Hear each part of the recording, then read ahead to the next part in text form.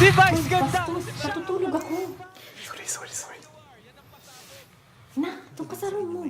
Maglaro tayo ng guilty or not Okay, guilty. ma. Simple lang yan.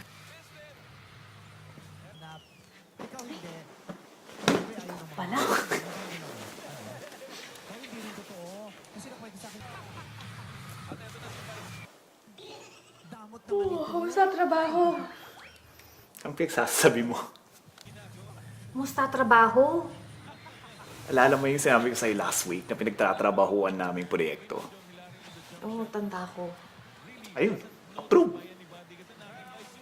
Naantay na lang namin yung petsa kung saan at kailan itatayo yung proyekto. Never. Asan si Jacob? Nasa taas, nasa room niya. Alam mo ba nangyari dyan sa anak mo kanina? Nangyari? Tumawag si Mrs. Johnson. Nahihirapan daw sa math ng anak mo. Ayun, bumagsak sa test.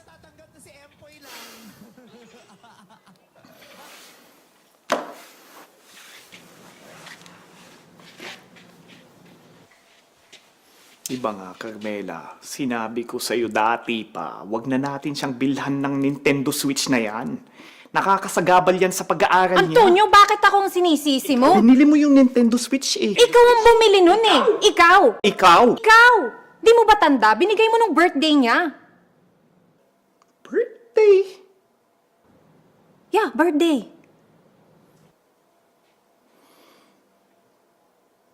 Fine. Okay, ako nga. Paya ka.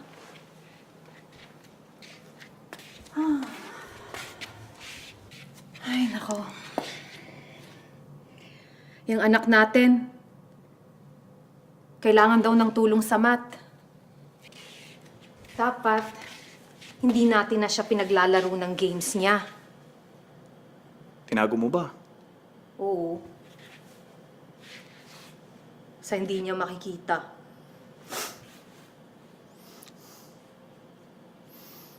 Pero ma, hindi ako makapaniwala. Ngayon mo lang sinabi sa akin to. Kaya nga sinasabi ko na sa'yo ngayon eh. Dahil may meeting tayo with Mrs. Johnson bukas. Para paliwanag niya sa atin ang nangyari. Sige. Sabihin ko sa boss ko bukas, maaga akong alis. Baka makapunta tayo. Okay. Gutom na ako. Sige. Luto na ako.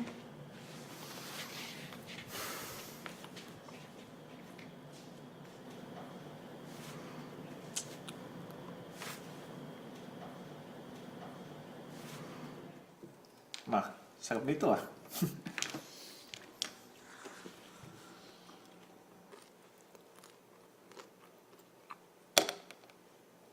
Ma, Dad.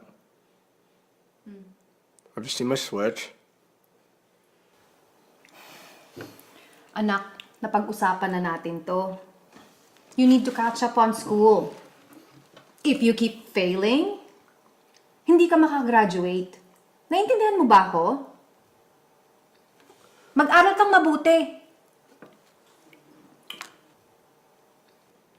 Yes, Mom. We're gonna meet your teacher tomorrow. That's right. Nak, dito lang kami ng nanay mo. Kailangan mong makuha yung tulong na kailangan mo. No more messing around.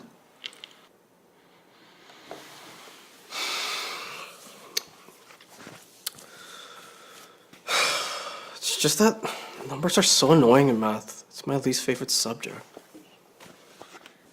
Anak, I never liked math either. Pero importante siya sa buhay ng tao.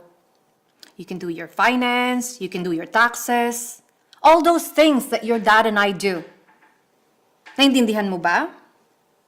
Kaya mag-aral ka ng mabuti. And turn your weakness into strength. Okay. Okay.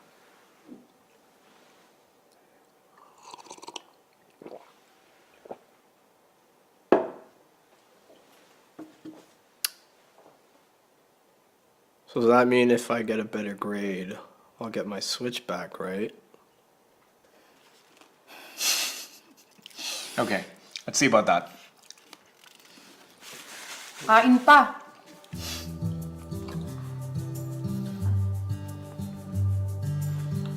Ito, ma. Nasaan kapatid mo?